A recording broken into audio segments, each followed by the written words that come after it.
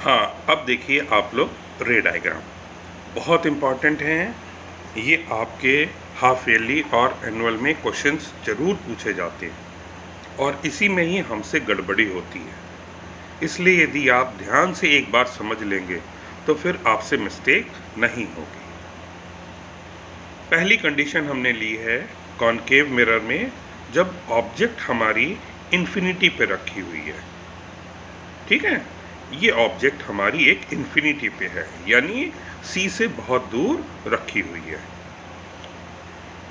Arrow indicate कर रहा है उस ऑब्जेक्ट का हेड और बैक साइड उसकी टेल या ऑब्जेक्ट का एंड नज़र आ रहा है।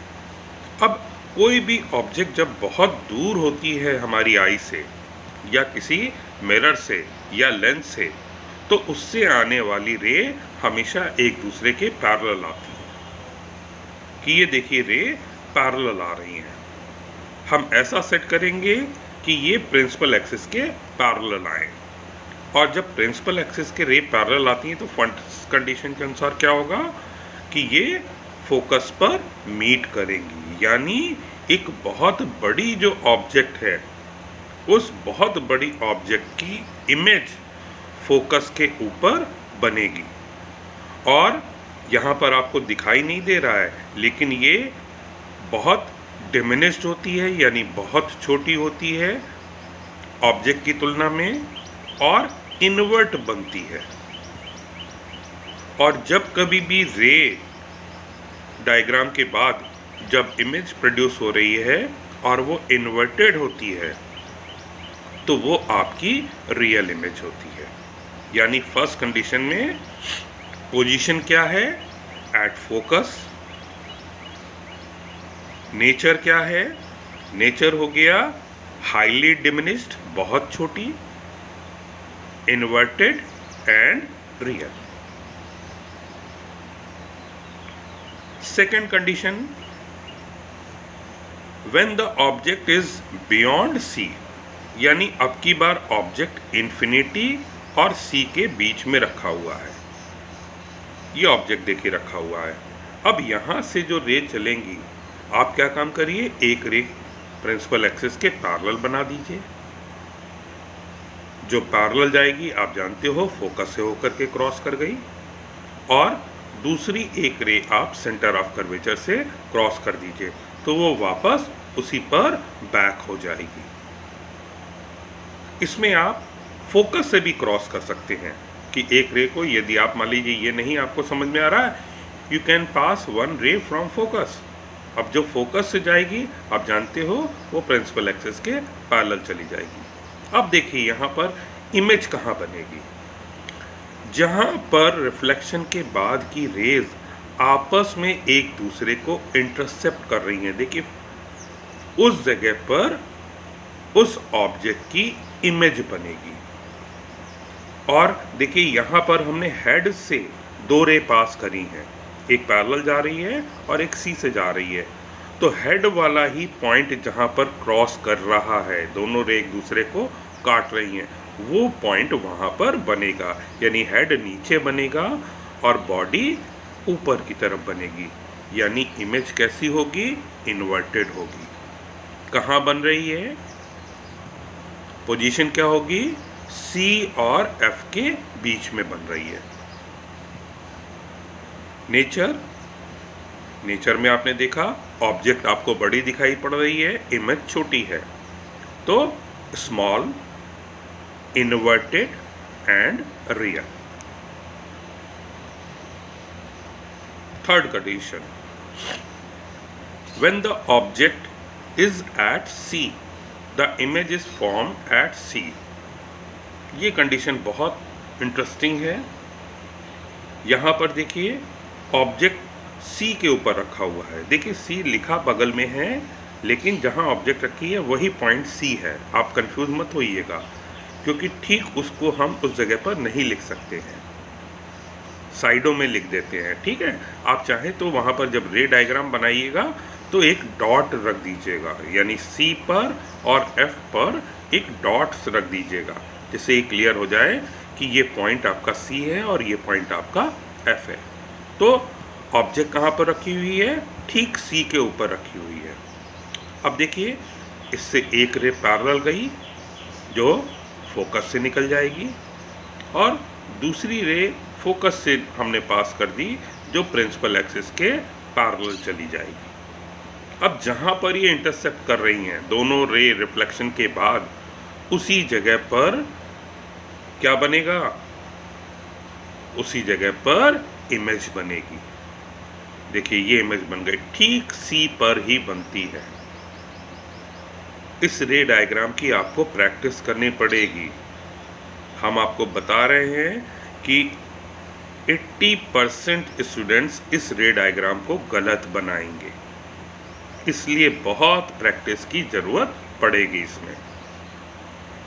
अगली कंडीशन देखिए, उसके पहले ज़रा इसकी प्रॉपर्टी देख लें हम इमेज की। पोजीशन क्या हुई? एट सी, यानी सी पर ऑब्जेक्ट है और सी पर ही इमेज बन रही है। नेचर इन्वर्टेड है, रियल है, और ज़रा साइज देखिए, बोथ आर इक्वल, यानी इमेज और ऑब्जेक्ट दोनों की साइज आपस में बराबर है।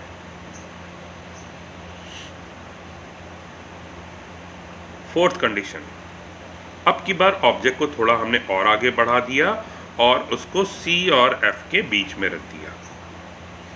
जब ऑब्जेक्ट को C और F के बीच में रख दिया तो देखिए क्या कंडीशन होगी।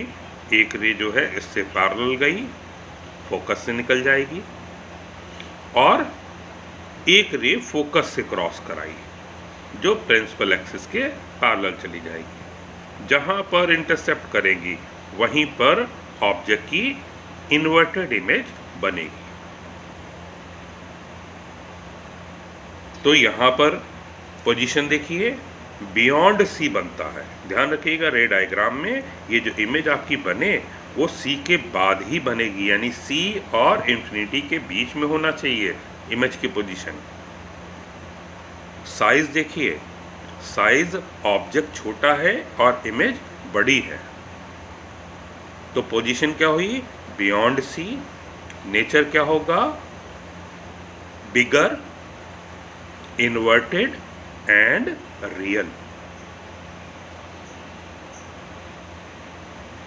इंटरेस्टिंग सिचुएशन यहां पर देखिए कि अब की बार हमने ऑब्जेक्ट को प्लेस कर दिया फोकस के ऊपर। जब फोकस पे रखा, फिर देखिए रे डायग्राम कैसे बनेगा। एक रे पैरेलल गई, पैरेलल वाली रे हमेशा फोकस से होकर के चली जाती है, और दूसरी रे हम ऐसी डाल रहे हैं जो सी से निकल के आ रही है, तो वो सी पर वापस बैक हो जाएगी।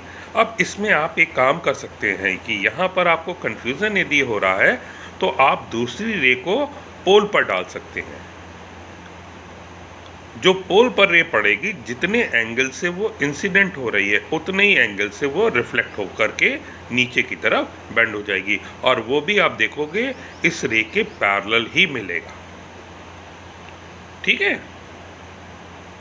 अब पैरेलल रेज में अब यहाँ पर दिक्कत आती है कि आपको इमेज नहीं नज़र आ रही है, लेकिन आपको इमेज की प्रॉपर्टीज़ लिखनी है। तो प्रॉपर्टीज़ क्या होंगी? पोजीशन कहाँ है, इमेज कहाँ पर है?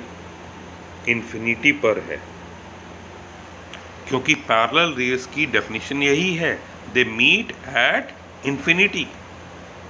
तो इन्फिनिटी पर आपस में मिलेंगी, और जहाँ पर ये मिलेंगी वहीं पर इमेज आपकी प्रोड्यूस होगी। तो पोजीशन क्या हो गई? इन्फिनिटी। ठीक। नेचर, हेड से ही हमने दोनों रेज ली हैं, और हेड नीचे की तरफ बनेगा जा करके, तो इमेज की साइज क्या होगी? हाईली इनलार्ज, बहुत बड़ी। क्लियर? इन्वर्टेड एंड रियल, ये इसके नेचर होगा। आगे देखिए, अब की बार ऑब्जेक्ट को हमने थोड़ा और आगे की तरफ प्रोड्यूस कर दिया, फोकस और पोल के बीच में। यहां से एक रे पैरेलल गई, ये फोकस से निकल जाएगी, और दूसरी रे हम फिर ऐसी डालें जो C से क्रॉस करे। तो अब की बार देखिए लेफ्ट साइड में रेज फैल रही हैं, तो इसका मतलब ये रे इधर तो मिलेंगी नहीं। इन रेज को मिलाने के लिए हमको क्या काम करना पड़ेगा, स्केल को रख करके पीछे की तरफ डॉटेड लाइंस हमको ड्रॉ करनी पड़ेगी, और ये डॉटेड लाइन जहाँ पर एक दूसरे को कट करेंगी वहाँ पर इस ऑब्जेक्ट की इमेज प्रोड्यूस होगी। और यहाँ पर देखिए पोजीशन क्या हुई, बियॉन्ड मिरर, मिरर के पीछे बन रहा है। नेचर देखिए, साइज को देखिए, आपकी बार बड़ी बन रही है यानी इनलार्ज, इरेक्ट बन रही है, जिसको आप स्ट्रेट भी लिख सकते हैं। और जब कभी भी स्ट्रेट इमेज बनती है तो वो वर्चुअल इमेज होती है। तो इनलार्ज, इरेक्ट एंड वर्चुअल। अब कॉन्वेक्स में देखिए, कॉन्वेक्स में किस तरह से हमारी रे डायग्राम बनेंगे।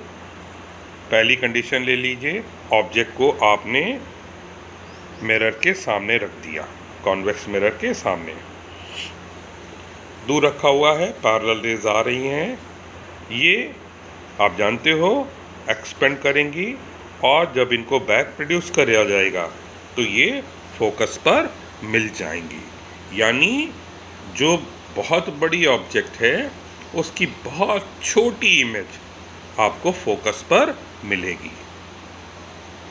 तो पोजीशन क्या हुई, एट फोकस। नेचर में साइज क्या देखिए, साइज इमेज जो आपको मिल रहा है पॉइंट साइज मिल रहा है, तो हाईली डिमिनिश्ड, सीधी मिलेगी, स्ट्रेट होगी, और जब स्ट्रेट होगी तो वर्चुअल होगी। ऑब्जेक्ट को यदि हम थोड़ा सा मिरर के पास में लाते हैं तो अब देखिए क्या होगा, एक रे पैरेलल गई और ये पैरेलल रे इसके ऐसा लगेगा कि फोकस से निकल करके आ रही है।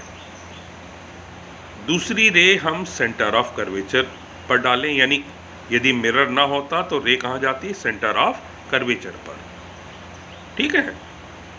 तो वो पीछे उसी दिशा में बैक हो जाएगी। इन दोनों मुड़ने वाली रेज देखिए इधर तो मिलेंगी नहीं, इसलिए हमको इनको स्केल रख करके पीछे की तरफ प्रोड्यूस करना पड़ेगा, और जहाँ पर एक दूसरे को ये इंटरसेप्ट कर रही हैं उसी जगह पर इसकी इमेज प्रोड्यूस होगी। अगेन आप देखिए सिचुएशन क्या हो रही है, पोजीशन क्या हुई, बिहाइंड द मिरर,